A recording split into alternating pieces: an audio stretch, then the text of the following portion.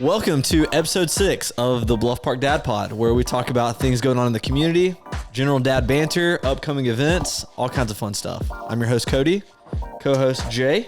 Yep. Let's go. Let's dive in.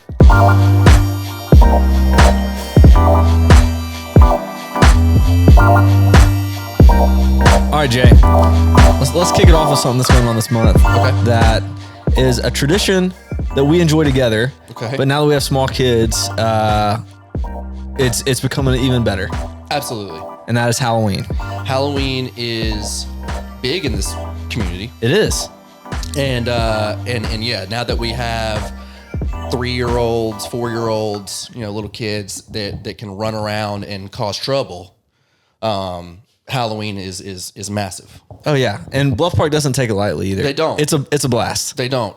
We have the big Halloween trail coming up. I think a lot of the churches maybe do a little trunk or treat. Yep. Action. Leading up to it, there's the Witches Ride. The Witches Ride, which I actually have never attended. Have you been to that before? I haven't, but it could be fun. It could be good. I think that's a big deal as well with the ladies on the bicycles going around throwing candy and all that stuff, which is pretty cool. I think the kids love that. And then the Hawkesbury, I call it the Hawkesbury Trail. I don't know if that's what it's actually called. But yeah. The big trick or treat event on Halloween night in the middle of the neighborhood that goes around kind of the Shades Cliff pool area. Yep. Is a huge deal. Yeah. And then also I know that the Loop where I live also tries to do a similar type of event where folks can come and park and walk around the Loop. So it's, like I said, it's not taken lightly at all. No, and it's a blast. You got to stock up on your candy because there's going to be a lot of kids. That's right. I'll tell you what though. Here's the rumor that goes around my street. All right, let's hear it. The real spot to trick or treat is Carisbrook. See, and I believe that because you go through and you look at those houses, you're like, I'm getting a full Snickers bar here. Yeah, exactly. It's the difference between the Dum Dums and like the Kit Kat Big Cat. Yeah, you're at a straight like movie theater getting candy bars and like full on like. Absolutely, I've heard that's the spot. You're getting fountain drinks. Yeah. You're just living it up. Yeah, but we're not going. I bet though, like you go down the hill to like Ross Bridge. I bet that's legit though. But we're not going off the hill. But dude, now that they're putting sidewalks in all through down that way, it's going to make it a lot easier to get to Carisbrook. See, they've probably been living in a little hidden gem over there. Unless you're willing to drive over there and then do that whole neighborhood. Yep. You're probably not going over there. You're right. But now the new sidewalks are going in, which, hey, that's a whole topic in itself. Yeah, the floodgates have been open. The floodgates are opening fast. Yeah. With the new sidewalks going in. I've been really surprised how quickly that's gotten like really going. Oh yeah, it's like happened overnight. Yeah. Like, you see all of a sudden I was driving down the road and I was like, what are all these like black tarp barriers? Yep. And these weird like drain things. Yep. And then like a week later, it's all cut through, and then a week after that, they've got concrete all poured. Hey, that's our tax dollars being put to use. They do a really good job. I don't think they messed. I know. Hoover Public Works, you ain't messing. That's right. With that, I mean, they really did a good job. And you're right though, especially like if you folks who like to jog, like exercise, stuff like that, that kind of opens up a whole new like track. Like you can run down those sidewalks now. You can get to like different parts of the neighborhood if you like, going on long runs, things like that. Speaking of running, okay, you just ran a half marathon. I did. Let's hear about it. How'd it go? First time in my life. I ran a half marathon. That's 13.1 miles for anyone out there that doesn't know what a half marathon is. It was the first time I've ever done anything like that, and it was very hard. Yep. But very fulfilling. It was. I exceeded my expectations. What were your expectations? My expectations was to do it to finish. I was back and forth on what my goal actually needed to be. On one hand, I wanted to do it without stopping, like without walking. Then I started thinking more about like pace. Mm-hmm. And so my goal was to do it at a 10-minute mile pace, which means for 13 miles would be 2 hours and 10 minutes. 130 minutes. And then we got going on it, and it started downtown. It went up Green Springs. It went down Valley from Green Springs all the way to the English Village. Dang. And it went over that English Village hill. I don't know if you're familiar with the English Village hill, but I'll say this: I'm never going back to English Village. I'm done with English Village. Dude, that's I really am. brutal. I'm done with English Village. I don't want to go back because of that hill. I don't even want to drive up that hill. Did you know this route before you did it? I did a little research, and Okay. I was a little scared about specifically this hill. Yeah. In English Village, and the fact that it was on the 9th mile of the race. Oh, heck no. Like, imagine running for 8 or 9 miles, and then they hit you with like the steepest hill you've ever ran. I can't. That's what happened. You could have stopped at Imagine running 8 or 9 miles. And my imagination can't even go that far. I know. But the thing is, here's something that's really real for anyone who's ever run, even just like a 5K or a 1 mile fun run. Something that's legit is race adrenaline. Race day adrenaline is a real thing. Kicks in? Yes. So anyways, my goal was a 10-minute pace, like I said. Yeah. You get going on that race. I got about 4 or 5 miles in, and I got from Green Springs, turned on to Valley. I looked at my watch, and I was like, what am I doing? Turn on the jets? Oh, yeah. I was destroying the 10-minute pace. Dude, heck yeah. And it was just purely just the race day adrenaline. You got a bunch of people out there running with you. Yeah. You get out there going a couple of miles, and the crowd that's at the starting line, like it thins out. Yeah. And you've got people that are just like, you're kind of running at the same You're telling me you didn't have a crowd lining Green Springs? Just for 13 miles? No. I'm saying the crowd of runners. Oh, you start as a you start pack. separating from the pack. Yes. Yeah. The pack thins out as you I get gotcha. a couple miles in. And so you're just like running with people you don't know, but like people that are just running at the same speed as you. Yep. And so I think you just like kind of like pace yourself a little bit with them. And you just get rather a than natural buddy. Yes. Yeah. Rather than focusing on like your comfort time. Yeah. I guess if that makes sense. Yeah. And you're just trying to stay with the people around you. So I just stayed with the people around me who were running at a way faster pace than 10 minutes, and I just didn't care. So after that hill, did you maintain or do better than your 10-minute goal? Okay. So I got to the top of that hill, and again, I was at like a 9-minute pace. Okay. After 9 miles, I got to the top of that hill, felt great. I was not ready for how awful I was going to feel after I got to the bottom of the hill. Because you go up and then you come back down. And coming down's no joke. From the English Village top of the hill to into downtown, like near 5 Points. Yeah. So it came down that hill, and I was not ready for that. That's another thing that caught me off guard was how awful you feel running downhill. And that like you think uphill is what's going to kill you, and it does. Like it makes you breathe hard and your heart's bumping. it's hard on your legs coming down, though. Hard on your legs coming down. And If it's the hill I'm thinking about coming down back into 5 Points, that's a pretty steep downhill. it was very steep. Yeah. It was very steep, and I was struggling with like, do I just let my body like go and just like go really fast and just coast it all the way down this hill, or do I like try to hold back to just not be going that fast? Yeah. And so I was almost like pushing and pulling down that hill, and it was just awful on my knees. Yeah, that's so I brutal. got down to the bottom of that hill, and literally like mile 11, 12, 13, the closing miles, I did not. I did not match the same pace. Like Sure, at all. I sure. was way worse, and I was stopped twice. I just had nothing else in the tank, and my knees were just so sore. Yeah. And then like other parts of my legs started hurting too, and I was like, got scared I was gonna have a stress fracture. Like I was, Well, your mind. mind. Yeah. I was rattled. The downhill rattled me more than anything else in the race. which is crazy. Interesting. Yeah. That's crazy. And I mean, training in Bluff Park is still hilly, but it's Very. not like that kind of hill. No, nothing like it. Yeah. Nothing like it. I guess Jamestown. I don't know if you know where that is, but that's kind of like near my house and like at the bottom of the hill. Yeah. Jamestown, that road, it has like a massive hill. Yeah. That's the only thing that compares to what we did. Dang. For sure.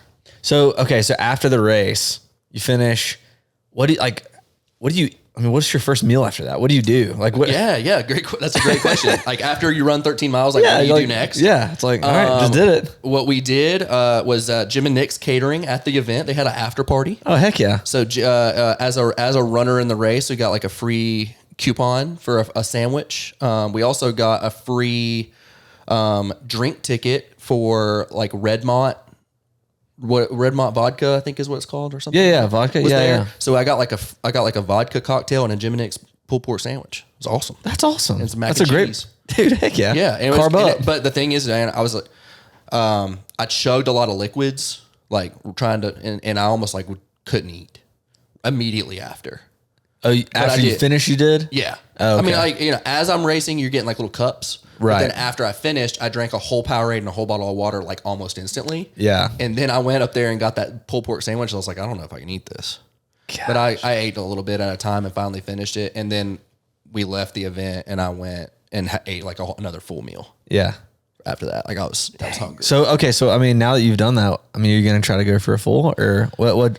No, no, absolutely not. Like I finished the half marathon and I was actually one of my first thoughts when I crossed the finish line was there is no way I could do that exact same thing again. Dang. For another 13 miles. No chance. Interesting. And of course, you know, about. And is that what it is? Is that what the full, like when they do the full marathon, do they do it twice? I bet there's some races out there that it is like it's a half marathon loop and you just do it twice if you're doing the full, but this was not. Okay. I kind of roughly described the route where it goes like Green Springs to Valley and then back to downtown. It started and ended at Sloss by back 40. Oh, okay. Yeah. So it was a good route. If you ran the full, basically like when you're on Valley before you get to English Village where you go under the Red Mountain Expressway, if you're doing the full marathon, you would turn there and go to like all the way to Lakeshore. Oh, dang. And run the Lakeshore Trail and then come back through like Mountain Brook Village all the way back, I think is what they did. So yeah, oh my gosh. Yeah, insane. Yeah. That was the first thought when I crossed the finish line was there's no way I could have done twice as much as what I just did.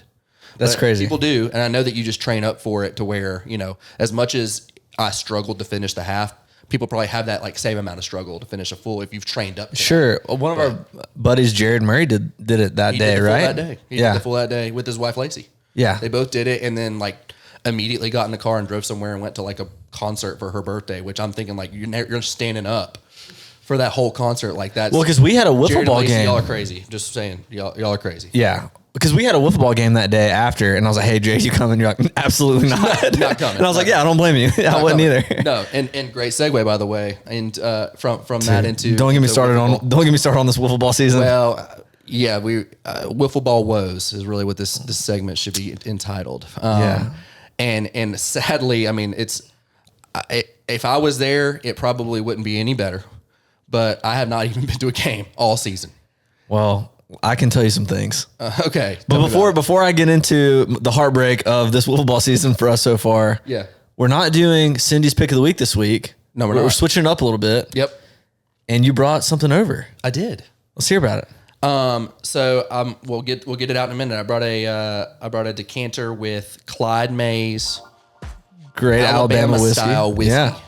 To do a little whiskey test. So this is Clyde May's Alabama style whiskey. A little sound there. We got some different camera angles set up here. We got some nice glassware, a little decanter with the whiskey in it. Looks good. Yeah, cheers. And it's you know we've got I do have a smoker device. Okay. That can actually, you know, you can elevate a bourbon drink from just regular to like a smoked cocktail. So next time, we can try that out. I love that. Let's do it next time. Yeah. Cheers. Cheers. I love this. I love these glasses, by the way. Thank These you. are awesome. Thank you. So this is not, this isn't like Kentucky bourbon. This is Alabama style. I got a little fun story about this too. I can't wait. Yeah.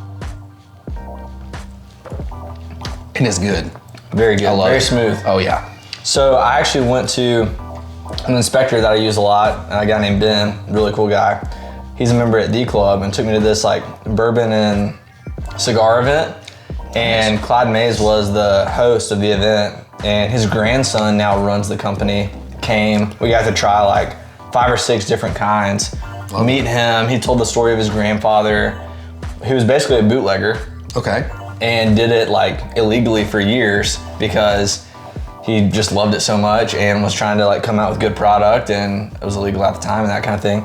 But yeah, I mean, I'm a big fan, and it's cool that it was made in Alabama. That is very cool. So yeah, do you know where in Alabama that Clyde Mays is? No, I don't. Okay. I would just be making it up if I said something I can't remember. It's fine. Yeah. But so it is really good. And I know, when you get into whiskey, almost everywhere that you go, they've got, it's like they're either made in Bourbon County, Kentucky, or they're like they're trying to make their whiskey look like it's made in Bourbon County, Kentucky. Like, right. It's like that's what everybody wants to try to look like they are, or unless they are there, then it's like that's what everybody wants to be. Yeah. Is like bourbon.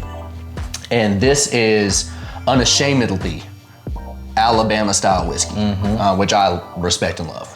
Great. They're not trying to act like they're like a bourbon. You know what I mean? Right. Like they're just Alabama style whiskey. I love that. Fantastic. Really smooth. Yeah, I highly recommend. Also affordable price point too for the quality. Absolutely. Highly recommend the value of this whiskey. And Clyde Mays makes several different types, but like I said, this one's the Alabama style. And I'm very interested to try out all the types.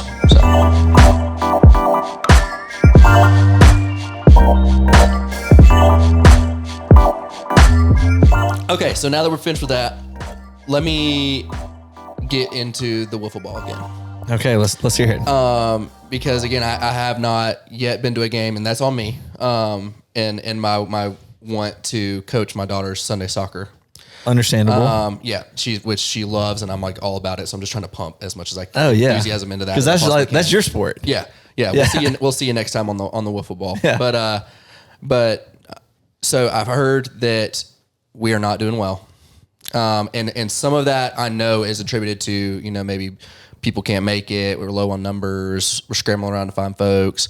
Team chemistry, the bond probably isn't there fully yet. What's going on? So are we also playing some talent? Dude, first of all, every team has stepped it up. Yep. Year one, we didn't know how good we had it. Oh no. They brought the talent. People have been practicing over the summer. Okay. I was afraid of that. Yeah. Now I was afraid of that. We have collectively in 2 seasons had one practice, and it was before the first game of the first season. Right. And we have not practiced a single time since. And we just expect to coast to the championship like we did last year. Right. So I was afraid that it was less about our woes as a team and more about everybody else tried the hardest. Now, it is a combination. Okay. We're currently 0-4. Yep. It's tough to say out loud. Hate to see it.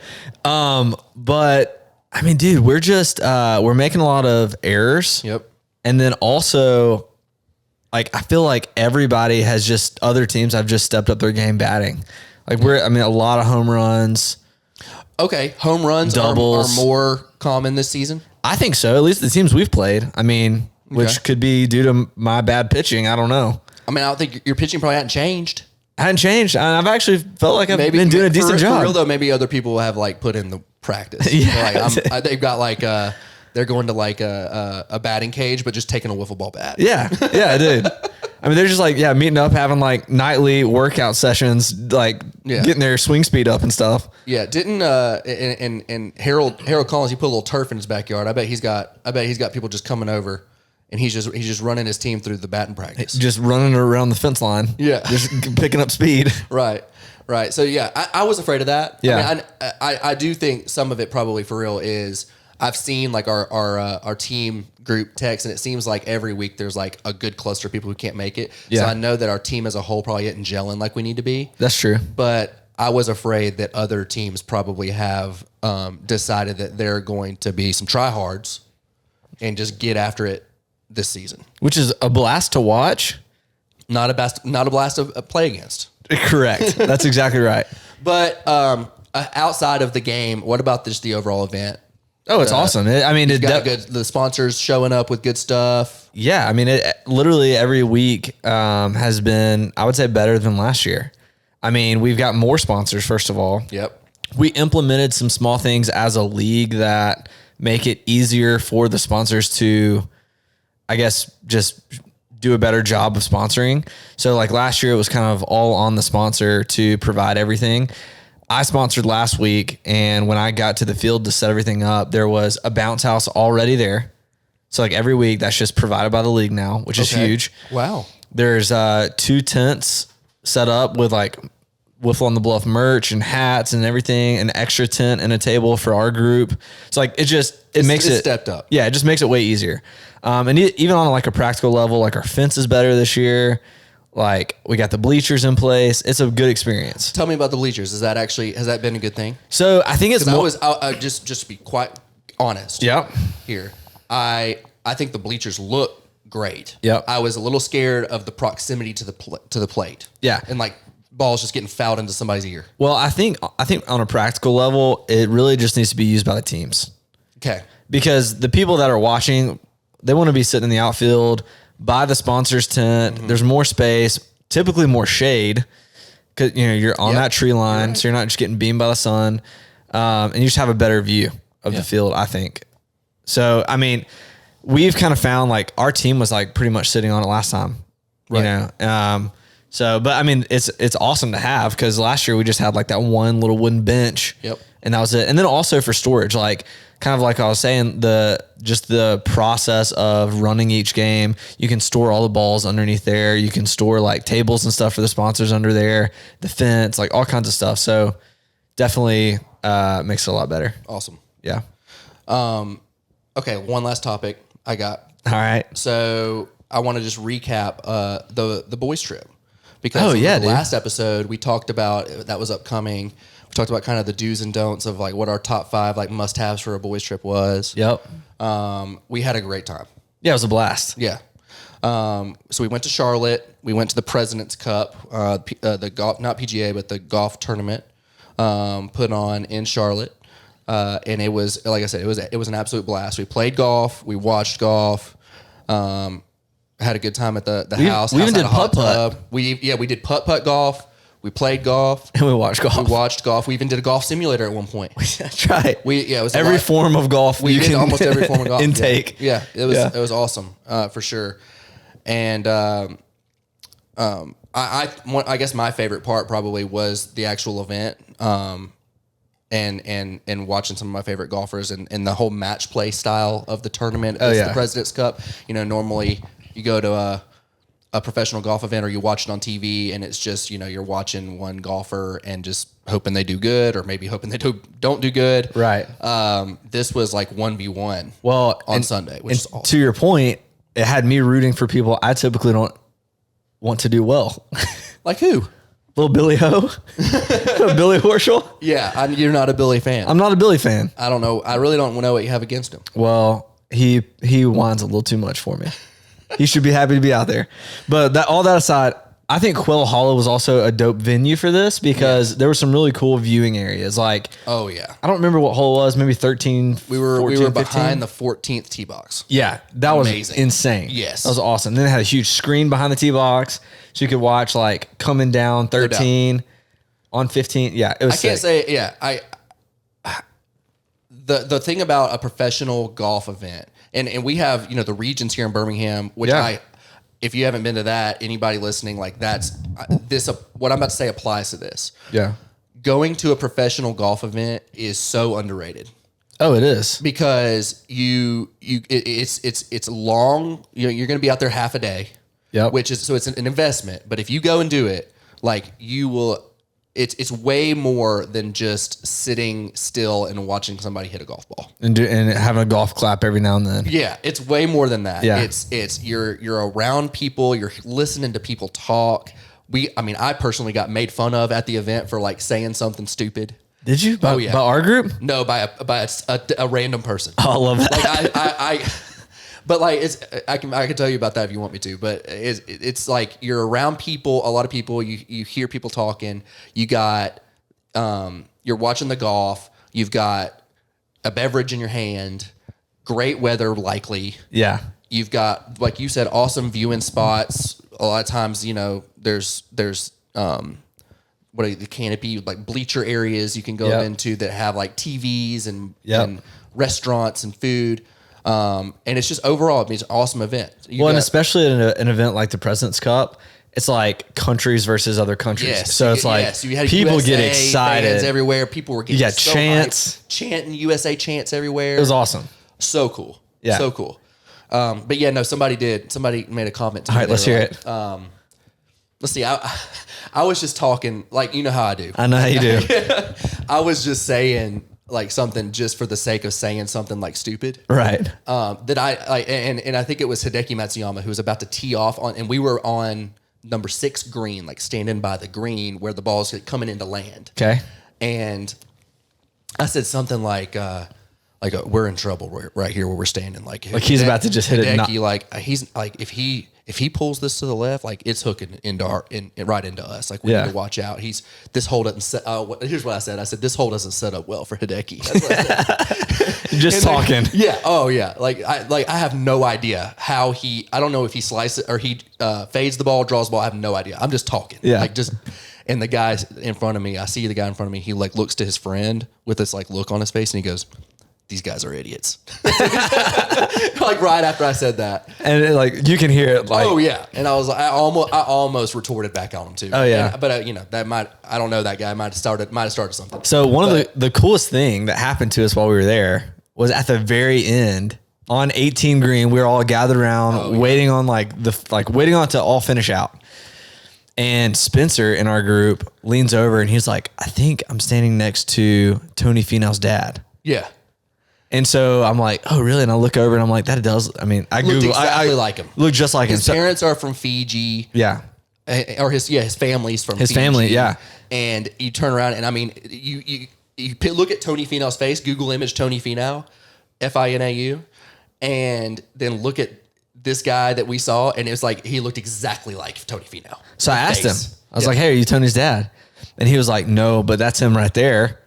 And it was his uncle. And it was his uncle. Yeah. And so we ended up talking to him like very briefly, and then we noticed like I don't know if it was his siblings or his kids or cousins or what, but there was like a lot of them all there. Oh yeah, watching, which was just so cool. It was so cool, and then like after the USA wins it, because we were at 18 to watch the very end of the tournament. USA wins the tournament.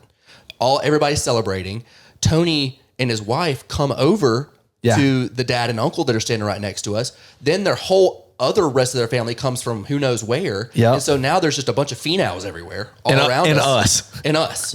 Like, I mean, I'm almost like, I'm trying to move out of the way to let the rest of their family like get up to the rope. Yeah. Like to the front so that they can like hug their, Tony. Yeah. Who just won the tournament. Hug their Tony. Yeah. And then the wife, Tony's wife, I don't know her name. I don't know her name. Great lady though. Yeah, she was very nice. She was like, all right, everybody get together for a picture. And then Jordan Middleton, yep. He was like, here, I'll take that. He was like, you need me to take that for you? Yeah, yeah. She just hands him the phone. And so they took a family photo pretty much. And I'm just like, I had backed up a little bit to let him through. Oh, I did not. Right there. I did not back up. I was like, and so I was wiggling in. They said, everybody get in for a photo. And I was like, I guess she's talking to me. Fist bump Tony, got it right in the photo. I got right in the photo. Yeah. And so we took a picture with the whole family, the Finau family. And then 5 minutes later, I get a call from my grandfather. And he said, did I just see you on TV with Tony Finau's family? And I said, you probably did. Yes, you did. You're going to need to save that because I'm going to want to watch it later. On the spot, I went to UTTV app on my phone and I pulled up the tournament, which I had recorded. Yeah. And I rewound it about 10 minutes and watched it right there. And sure enough, I got the screenshot on my phone and everything. That's amazing. Of us with Tony Finau's family right there on TV. And we have that picture, but the better part is that they posted the picture that Middleton took, yep. Which was a way better picture. And now we have that too. Yeah. Incredible story. Great ending to the day. It was. That you know what? Yeah. That was my favorite part. I mean, being there on Sunday was awesome. Yeah. But that moment right there, like I was giddy after that. Oh yeah, we were USA could have gotten whooped. Yeah. And the fact that we got a picture with Tony Finau's family, I was just like, this is my day is made. Yeah, it was awesome. Also, those events are cool because it's like family events, just like that. I mean, I remember a little kid was like out in the fairway, like, because after that group, after the putt was made, it was done. But then there were groups that had to finish out. Yep. And like, everybody's just so pumped. They're hanging out in the fairway and stuff. But these guys are still playing, like finishing their round, or at least their hole. Yep. And like, this little kid runs out and like picks up a ball. Yeah. But like, I mean, it's just like, I mean, it's over. But it was that was pretty weird. I was like, wait, hold on, is that like a problem? I didn't know. Yeah, then like a caddy runs out and is like trying to get the kid off the. Yeah, like people people around the outside, spectators were like yelling like stop. Yeah, as that kid was going to get the ball. I mean, I guess it doesn't matter at that point, but you're still just kind of like, oh my gosh. It was rattled. I was a bit rattled by it. Yeah, for sure. Dude, that was awesome. It was a great trip. Charlotte as a city was very cool. Like it'd be a cool like weekend getaway spot, maybe, for anybody looking to go travel to some city maybe they haven't been to. It's it's not like on a beach or it's not like there's not like a lot of scenic. It's not a scenic spot, Right. But as far as like going to some cool city that's got a lot of really To do. interesting stuff to do, Yeah. absolutely, Yeah. very cool, Totally. But yeah, no, it was a great trip. It was awesome. We did have a little incident that was hilarious. On Saturday? It was hilarious in hindsight. When it happened, not that hilarious. On Saturday, playing golf, Shaw the mud bug. Well, we played 36 holes of golf on Saturday. Yeah. So that was the whole day. It was just playing golf.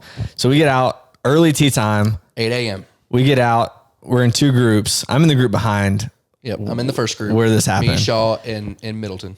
And I mean, my group behind them, we're just on a tear. We just got good team chemistry. We're doing like group versus group We had pretty good much. team chemistry too. Don't get me wrong. Well, when we looked ahead, it did not look like it. And, The and chemistry for good reason. started great. We tee off the first hole, playing really well. Did great on the first hole. Did great on the second hole. I think we went par birdie. Like we were Yeah. like 1 under through 2. Like this is great. Yeah, because second was a par 5. I remember looking down. Y'all made some long putt for birdie. Middleton did, yeah. Yeah. Then we go to the third, and none of us make it in the fairway off the tee. So we're like, we got to find our ball. We got to figure out what the best ball to play Tough is tee from. shot. Yeah. And so what happened was, we all were going into the woods or rough or whatever you want to call it to find our ball. Shaw and Middleton are in the other cart. I'm by myself in a cart. Okay. So I'm seeing this from afar. Shaw tries to jump over a creek. And instead of hitting ground, he just sinks into quicksand, like mud, just straight down to his knees. Comes out of the mud. I think Middleton had to help him get out of the mud. Well, back up real quick. From what y'all told me, he didn't like dot one leg like hop. He didn't hop. No, it was a full confidence, Like 2 foot. Both leap. feet left the ground. It was almost. It was like an Olympic event. Like Yeah, the long jump. The long jump. He was getting over that creek, 2 foot, confident jump, lands straight to his knees, comes out, and you can't tell where his shoe stops and his leg starts.